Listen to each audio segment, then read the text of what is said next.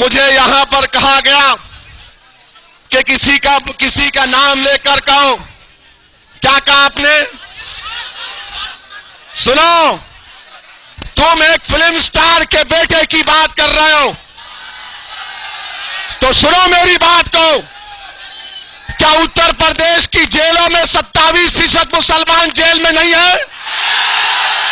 उनकी बात कौन करेगा फिर? कौन करेगा उनकी बात? कौन करेगा उनकी बात? और तुम एक उस बच्चे की बात कर रहे हो जिसके बाप के पास ताकत है, दौलत है, मगर जो गरीब मुसलमान के पास न दौलत है न ताकत है, जिसकी मां अपने बेटे की जवानी को बर्बाद होते जेल में देख रही है। मैं क्यों बोलूं? मैं अपने भाई के बारे में बोलूंगा, मैं अपने बेटे के बारे में बोलूंगा, उसके बारे में बोलूंगा जिसको बेजुबान कर दिया गया, उसके बारे में सोचो। मेरे अजीज दोस्तों और बुजुर्गों, 27% under trial prisoners Uttar Pradesh की जेलों में मुसलमान हैं। कौन रोएगा उनके बारे में? क्या आपको मालूम कि CAA का एहतजाज हुआ, 20 मुसलमानों को गोली मार दी गई, 20 मुसलमानों को योगी की सरकार की पुलिस गोली मार दी गई। मैं उन गोली मारने वाले पुलिस के आलादारों को भी कहना चाह रहा हूं, तुमको जमीन की सरकार तो बचा रही है, आसमान और जमीन का मालिक तुमको नहीं बख्शेगा इंशाअल्लाह ताला। तुमने जिन बाप और माओ को अपनी औलाद से महरूम किया, इंशाअल्लाह अल्लाह उनसे इंसाफ करेगा, अल्लाह उनसे इंसाफ करेगा।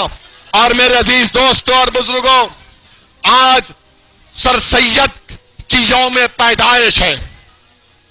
जिसने अलीगढ़ मुस्लिम यूनिवर्सिटी की बुनियाद रखी, उसका कायम किया। मैं आपको बताना चाह रहा हूं कि सरकार अलीगढ़ मुस्लिम यूनिवर्सिटी को भारत के संविधान की दफा 30 के तहत माइनॉरिटी कैरेक्टर उसको नहीं देना चाहती है। हम आज के इस जलसे से मोदी सरकार से मुतालबा करते हैं कि अगर आप सबका साथ, सबका विश्वास, सबका विश्वास की बातें करते हैं तो अलीगढ़ मुस्लिम यूनिवर्सिटी को उसका माइनॉरिटी स्टेटस बहाल करना चाहिए। सर सैयद को खराज अकीदत पेश करना है तो ANU का माइनॉरिटी स्टेटस हमको हासिल करना है। मेरे अजीज दोस्तों और बुजुर्गों, मेरे गयूर नौजवान साथियों, करता हूं अपनी बहादुरी को। देश के प्रधानमंत्री नरेंद्र मोदी अपनी जबान से ये बार बार हमने सुना पार्लियामेंट के चुनाव के वक्त कि घर में घुस के मारेंगे। आज चीन हमारे घर में घुस के बैठा है। प्रधानमंत्री चीन को भी निकाल कर फेंकिए, ये देश आपसे मुतालबा करता है। मगर देश के प्रधानमंत्री चीन का नाम लेने से डरते हैं, चीन का नाम लेने से डरते हैं और देश की जनता को धोखा दे रहे कि हमने चीन के ऐप बैन कर दिए। प्रधानमंत्री का यह बात सच नहीं है नरेंद्र मोदी कि भारत और चीन का ट्रेड $100 बिलियन का हो चुका, हम 60 बिलियन का चीन से इंपोर्ट कर रहे हैं। मेरे अजीज दोस्तों और बुजुर्गों, ये तालियां मारने के लिए नहीं कह रहा हूं, आपको पैगाम दे रहा हूं कि चीन से हम 60-70 बिलियन का इंपोर्ट कर रहे हैं। कौन सा चीन से नरेंद्र मोदी और बीजेपी मुकाबला कर रही है? मेरे अजीज दोस्तों और बुजुर्गों, तीसरी बात यह है कि यहां पर हज हाउस है आला हजरत के नाम से, आज वो हज हाउस को ताला डाल दिया गया। NGT का ऑर्डर आया, क्यों नहीं योगी आदित्यनाथ की सरकार उस NGT के ऑर्डर के खिलाफ जाती है? क्या नदी के किनारे और गंदगी नहीं हो रही है? क्या क्या नहीं निकलता?